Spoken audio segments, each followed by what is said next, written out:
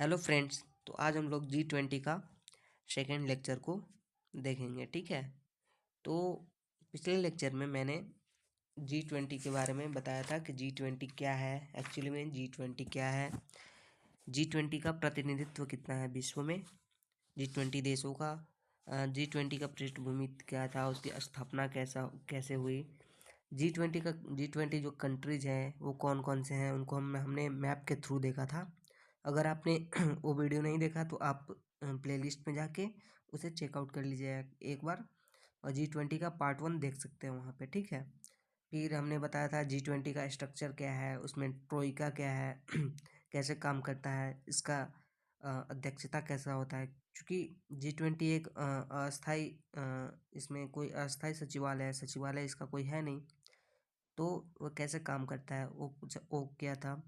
फिर G20 2023 जो हुआ था भारत में, उसको देखा था हम लोगों ने। और फिर G20 का महत्व भारत के लिए क्या है, उसको हम लोगों ने बहुत बहुत ही ब्रॉड लेवल पे, व्यापक स्तर पे देखा था, ताकि मेंस के टॉपिक को अच्छे से लिखा जा सके, ठीक है। तो आज हम लोग देखेंगे कि G20 2024 जो था ब्राज़ील में जो हुआ था, G20 2024 ब्राज़ील में,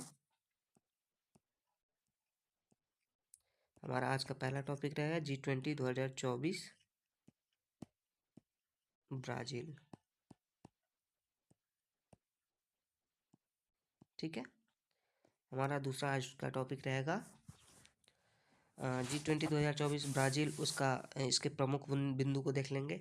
फिर देखेंगे कि G20 से संबंधित चुनौतियां क्या हैं, G20 से संबंधित। G20 जो संस्था है, अंतर सरकारी संस्था है, उससे संबंधित चुनौतियां क्या हैं। फिर हम लोग देखेंगे कि इस चुनौतियों से निपटने के लिए आगे की राह,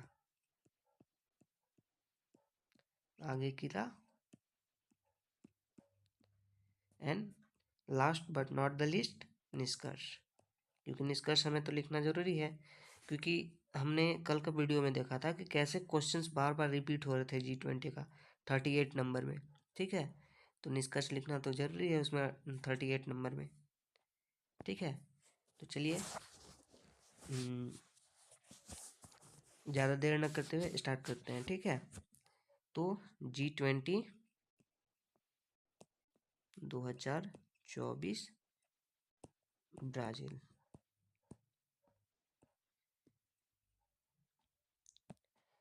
तो कल हमने बताया था ट्रोइका कंसेप्ट बताया था, एक कंसेप्ट बताया था कल का वीडियो में। आप पिछले लेक्चर के वीडियो में देख लीजिएगा, ठीक है। उसको ट्रोइका कंसेप्ट के बारे में अच्छे से बताया गया। तो ट्रोइका कंसेप्ट, तो यहाँ पे भारत है, भारत 2023 में अध्यक्षता करता है, ठीक है। यहाँ पे ब्राज़ील हो गया, 2024 में अध्यक्षता करता है, 2024 में अध्यक्षता करता है, ठीक है। और यहाँ पे साउथ अफ्रीका हो गया 2025 नवंबर में। अभी हाल में ही इसका बैठक हुआ है। तो इसके बारे में हम छोटा सा क्लिप बना के, छोटा सा वीडियो बना के, उसके की फैक्ट्स की प्रमुख बिंदु को वो करके हम डाल देंगे, ठीक है। तो ब्राज़ील 2024 में G20 की अध्यक्षता करता है,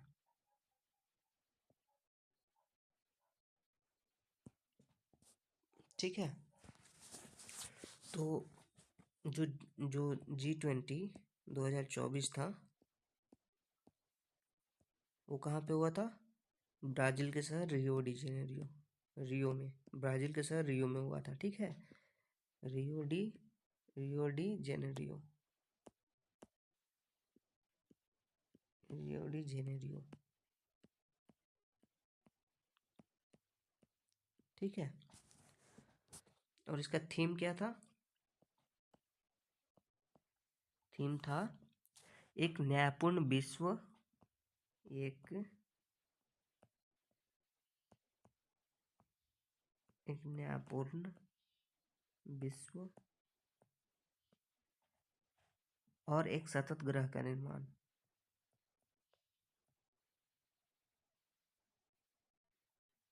न्यायपूर्ण विश्व और एक सतत ग्रह का निर्माण।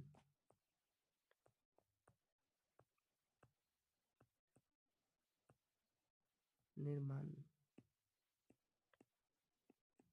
ठीक है। तो थीम इसका क्या था?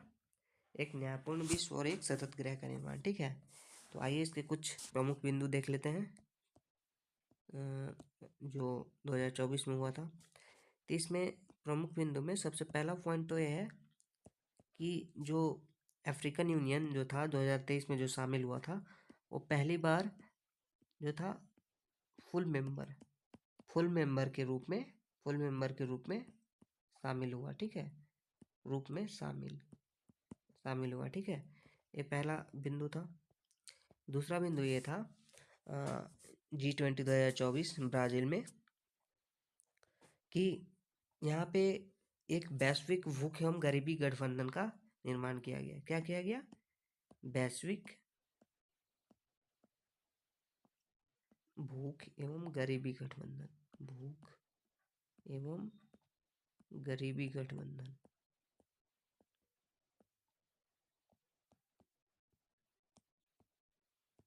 आप लोग मेरे साथ जॉट डाउन करते जाइएगा, ठीक है, ताकि ताकि आपका शॉर्ट नोट्स बन सके, ठीक है, जो आपको रिवाइज करने में वो होगा, महत्वपूर्ण होगा, ठीक है। इसका तीसरा प्रमुख बिंदु है कि मूलभूत ज़रूरतें एवं यहाँ पे मूलभूत ज़रूरतें क्या हैं? हमारे मूलभूत ज़रूरतें क्या है?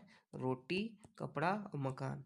रोटी, कपड़ा और मकान मतलब लोगों का जो मूलभूत ज़रूरतें हैं उसकी बात की गई और यहाँ पे समानता की बात कहा गया, ठीक है। समानता की बात की गई, ठीक है, इस सम्मेलन में। फिर चौथा पॉइंट ये है कि वैश्विक कराधान में सुधार। वैश्विक कराधान जो है, वैश्विक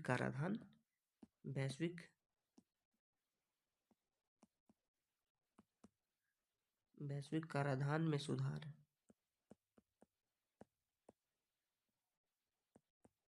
ठीक है। इसमें कराधान में क्या सुधार होता है कि जो सुपर रिच है ना, सुपर रिच मतलब जो जो रिच से भी ऊपर है, वे सुपर रिच पीपुल पे अतिरिक्त कर लगाने का बात कहा गया, ठीक है, ताकि ताकि जो सभी को समावेशी विकास किया जा सके, ठीक है, सभी को समान स्तर पे लाया जा सके, ठीक है। यहाँ पे पांचवा इसका मुख्य बिंदु है कि जलवायु परिवर्तन एसडीजी गोल्स को लेकर यहाँ पे बात हुई, ठीक है। जलवायु परिवर्तन संबंधी मुद्दे पर चर्चा हुई और इसमें एसडीजी गोल को लेकर के एसडीजी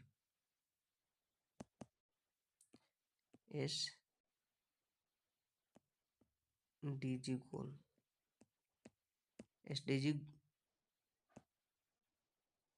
एसडीजी गोल के एसडीजी गोल्स को लेकर के क्या हुई? बात हुई, ठीक है। उसके बाद छठा में आ जाता है हम लोग। छठा पॉइंट है कि कार्बन इमिशन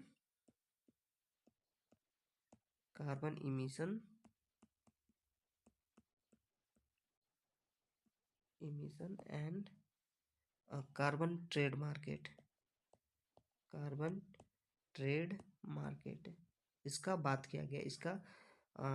इससे संबंधित जो नियम है उस पर चर्चा किया गया, ठीक है। तो G20 ब्राज़ील में जो हुआ था उससे संबंधित कुछ छः मुख्य पॉइंट थे, उसको यहाँ पे बताया गया है, ठीक है। जैसे यहाँ पे क्या था कि पहला पॉइंट था कि एयू जो था वो पहली बार फुल मेंबर कंट्री के रूप में यहाँ पे शामिल होता है 2024 का G20 बैठक में, ठीक है। फिर दूसरा था कि वैश्विक भूख एवं गरीबी गठबंधन का निर्माण किया गया। ये सबसे इम्पोर्टेंट है, इसको आप लोग याद रखिएगा, ठीक है। थर्ड है कि मूलभूत ज़रूरत जो है मूलभूत ज़रूरतें की बात की गई कि कैसे पूरा होना चाहिए ताकि सर्वसमावेशी विकास किया जा सके, ठीक है, सभी व्यक्तियों का। और समानता की बात कही गई। और वैश्विक कराधान में सुधार, जैसे कि सुपर रिच पीपुल थे, उन पे अतिरिक्त कर लगाने की बात कही गई, ठीक है। इसके अलावा जलवायु परिवर्तन और एसडीजी गोल पे बात किया गया, और कार्बन इमिशन और कार्बन ट्रेड मार्केट में जो चुनौतियाँ आ रही थी उससे संबंधित बात की गई, ठीक है। तो आइए आगे देखते हैं हम लोग G20 से संबंधित क्या क्या चुनौतियां हैं, क्योंकि G20 एक संस्था है। तो वो अभी जो वर्तमान जो भू राजनीतिक जो हलचल दिख दिख रहा है, उसके उसके कारण इससे संबंधित कई चुनौतियां भी आ गई हैं, ठीक है। तो इसकी चुनौतियां क्या हैं?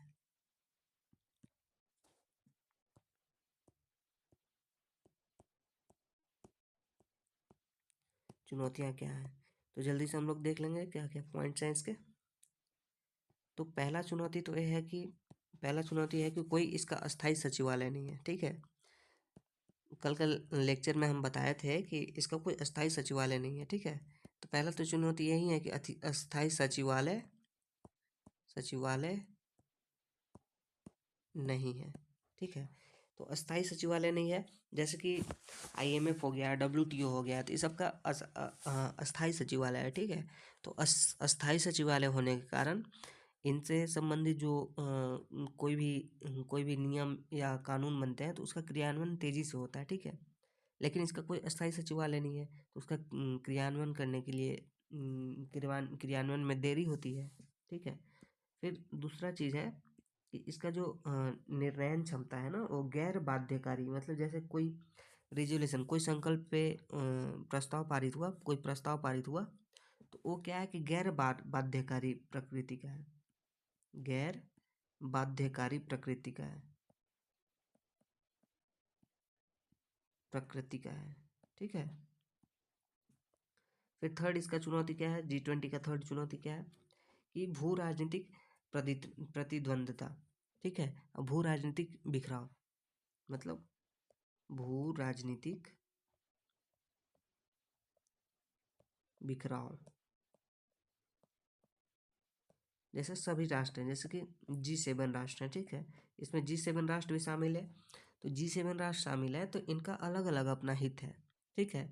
तो उसके कारण भू राजनीतिक प्रतिद्वंदिता देखने को मिलती है, प्रतिस्पर्धा देखने को मिलती है, ठीक है।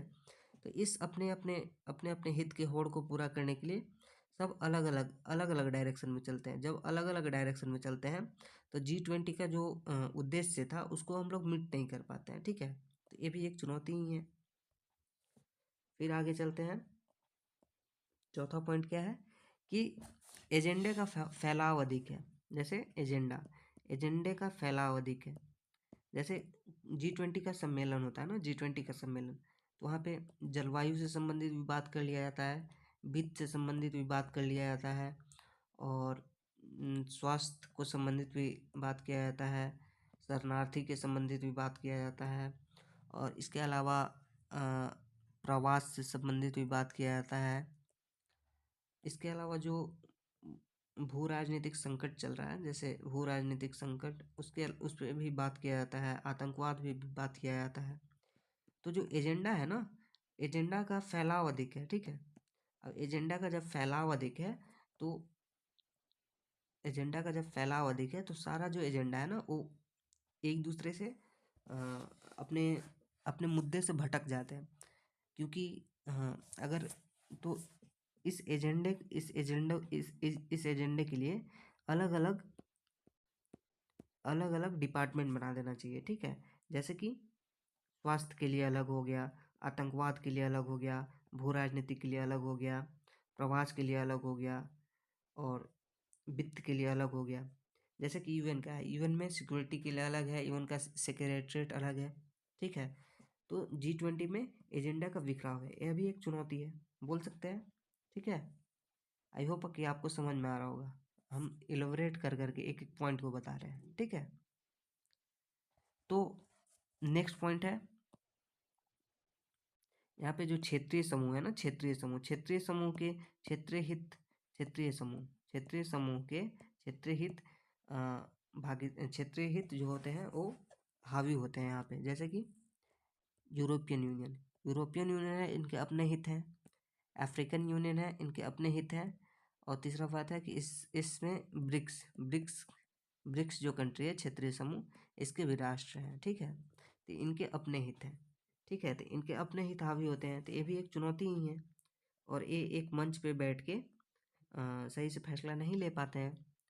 फिर यहाँ पे विकसित देश से संबंधित रहता है, जो विकसित राष्ट्र हैं, G7 विकसित राष्ट्र वो वेल्थ टैक्स हुआ, उसको देने से मना करते हैं। क्या कहते हैं? देने से मना करते हैं, ठीक है। और एक और चुनौती है कि 2024 का जो बैठक हुआ था, उसमें रशियन प्रेसिडेंट नहीं आए थे। और इसमें सऊदी अरेबिया के प्रिंस नहीं आए थे। सऊदी अरेबिया का प्रिंस जो थे नहीं आए थे। तो यह भी एक चुनौती है। तो राष्ट्राध्यक्ष का ये बैठक है, लेकिन ये रशिया जैसे बड़े राष्ट्र के इसमें नहीं आ रहे हैं। सऊदी अरेबिया जैसे राष्ट्र के इसमें प्रिंस नहीं आ रहा, राष्ट्राध्यक्ष नहीं आ रहे। तो यह भी एक चुनौती ही है, ठीक है। तो अब इन चुनौतियों को दूर करने के लिए आगे की राह क्या है, ठीक है। आगे क्या क्या सुधार किया जा सकता है, ताकि G20 को एक सशक्त अंतर्राष्ट्रीय वित्तीय मंच, अंतर्राष्ट्रीय मंच बनाया जा सके, जहाँ पे वार्तालाप जहाँ पे विश्व के प्रमुख समस्याओं को लेकर के वार्तालाप किया जा सके, ठीक है। तो इसमें कुछ सुधार की आवश्यकता है, ठीक है। सुधार बोल सकते हैं या आगे की राह बोल सकते हैं। सुधार या आगे की राह,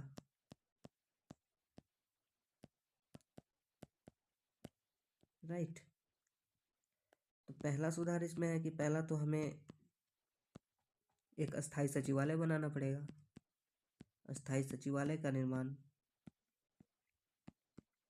ताकि कार्यों का क्रियान्वयन सही से हो सके, ठीक है। निर्माण, एक अस्थायी सचिवालय का निर्माण करना होगा। पहला बात तो ये हो गया, ठीक है। जैसे कि WTO का है, WHO का है, IMF का है, ठीक है। दूसरा इसमें सुधार है कि जो कानूनों का प्रकृति है उसको बाध्यकारी प्रकृति बनाना है, बाध्यकारी, ताकि सभी देश जो है इसके प्रावधान को मानने के लिए विवश हो, ठीक है। तो बाध्यकारी प्रकृति का बनाना है। इसके अलावा तीसरा सुधार ये है कि एजेंडा भी हमने देखा कि एजेंडा का फैलाव है, यहाँ पे बिखराव बहुत ज़्यादा है। पर्यावरण का अलग, वित्त का अलग, ठीक है। तो एजेंडा जो है, एजेंडा के लिए अलग अलग डिपार्टमेंट बना दे, ठीक है। जैसे कि पर्यावरण के लिए अलग डिपार्टमेंट, पर्यावरण से संबंधित डील करेगी, ठीक है। वित्त के लिए अलग, वित्तीय संकट हेतु अलग डिपार्टमेंट हो गया, ठीक है। इसके अलावा आतंकवाद के लिए अलग हो गया, भू राजनीतिक संकट के लिए अलग हो गया। तो एजेंडे के लिए अलग अलग डिपार्टमेंट बना के इसको डील किया जा सकता है, ठीक है। फिर चौथा है कि मिडिल इनकम कंट्रीज जैसे कि इंडिया, ठीक है। इंडिया को ज़्यादा महत्व मिलना चाहिए, ठीक है। ज़्यादा महत्व मिलेगा इंडिया को तो क्या होगा? इंडिया को ज़्यादा महत्व मिलेगा तो जो ग्लोबल साउथ है ना, ग्लोबल साउथ जो ग्लोबल साउथ है, उसका कल्याण संभव है। उसका कल्याण जो है संभव है। क्यों कल्याण संभव है? क्योंकि इंडिया का ऐसा सॉफ्ट कूटनीति है ना कि वो ज़्यादा से ज़्यादा ग्लोबल साउथ की आवाज़ उठाता है, ठीक है। ऐसा सॉफ्ट कूटनीति है। कहीं भी आपदा संकट होता है तो भारत सबसे पहले जा कर के मानवीय सहायता प्रदान करती है, ठीक है। तो मिडिल इनकम कंट्री जैसे कि है भारत, उसको ज़्यादा महत्व G20 में मिलना चाहिए। ये भी सुधार की आवश्यकता है, ठीक है। अब यहाँ पे पांचवा नंबर सुधार है कि चाइना जो है ना, China middle income country, China जो है, चाइना को as a middle income country माना जाता है, ठीक है। मिडिल इनकम कंट्री माना जाता है, ठीक है। लेकिन चाइना की अर्थव्यवस्था इतनी सुदृढ़ है कि इसे मिडिल इनकम कंट्री नहीं माना जाना चाहिए, ठीक है। क्योंकि चाइना अपना जो डेप्थ ऋण पॉलिसी में है, मतलब जो ऋण दे करके जाल में फंसाता है देशों को, तो क्यों दे पाता है ऋण? क्योंकि इसके पास बहुत ज़्यादा वित्तीय संसाधन है, पैसे हैं। तो इसको मिडिल इनकम कंट्री नहीं मानना चाहिए, ठीक है।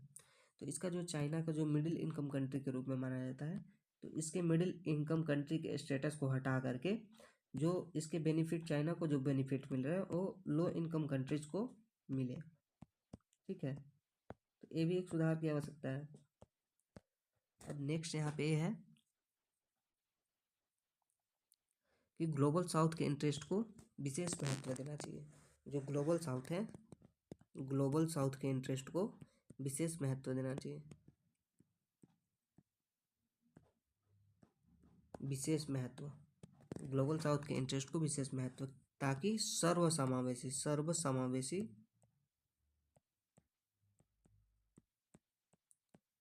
सर्वसमावेशी समाज का निर्माण हो सके, ठीक है। क्योंकि जो पश्चिम के राष्ट्र हैं वो विकसित हैं, लेकिन ग्लोबल साउथ के जो राष्ट्र हैं जैसे कि अमेरिका, दक्षिण अमेरिका महाद्वीप के हो गए, अफ्रीका महाद्वीप के हो गए, तो वो सब थोड़ा सा अविकसित राष्ट्र हैं, ठीक है। तो ग्लोबल साउथ के इंटरेस्ट को थोड़ा सा ज़्यादा महत्व देना चाहिए। इसके अलावा और क्या सुधार कर सकते हैं? ये जो क्षेत्रीय कूटनीति है ना, क्षेत्रीय कूटनीति और आपसी प्रतिस्पर्धा, आपसी प्रतिस्पर्धा, आपसी प्रतिस्पर्धा, क्षेत्रीय कूटनीति, आपसी प्रतिस्पर्धा और स्वयं का हित, स्वयं का हित, इन तीनों से परे, इन तीनों से परे, इन तीनों से परे सहयोग की आवश्यकता है। सभी राष्ट्रों का जो जितने G20 के सदस्य राष्ट्र हैं उनसे सहयोग की आवश्यकता है। क्या है? आवश्यकता है, राइट। तो मैं जो बोल रहा हूँ उसको जॉट डाउन आपको लोग करते जाइए, ठीक है। तो ये सब कुछ सुधार की आवश्यकता है, ठीक है। तो इसकी कुछ चुनौतियाँ थी और उस पर क्या है? सुधार है,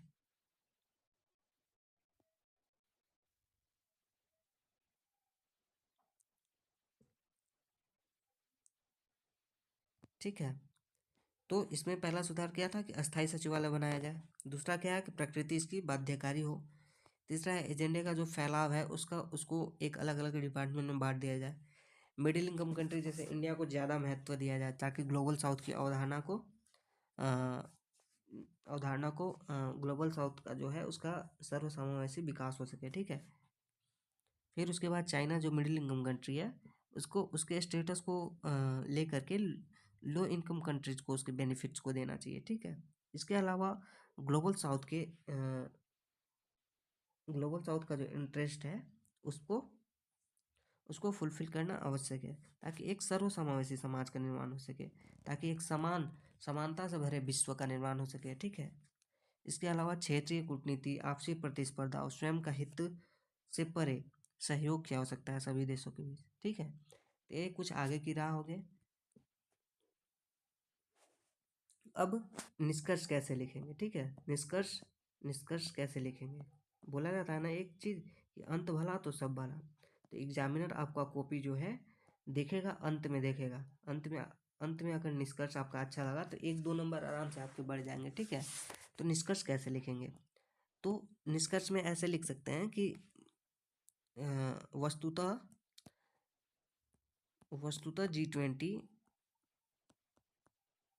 G20 एक अंतर सरकारी मंच है, परंतु इसकी विशेषता यह है कि ये सभी देशों, विकसित तथा विकासशील सभी देशों को एक मंच पे लाकर खड़ा करने का, एक मंच पे लाकर वार्तालाप करने का मंच स्थापित करता है, जहाँ पे विकसित तथा अविकसित राष्ट्र, विकसित तथा विकासशील राष्ट्र आकर के चर्चा करते हैं, ठीक है।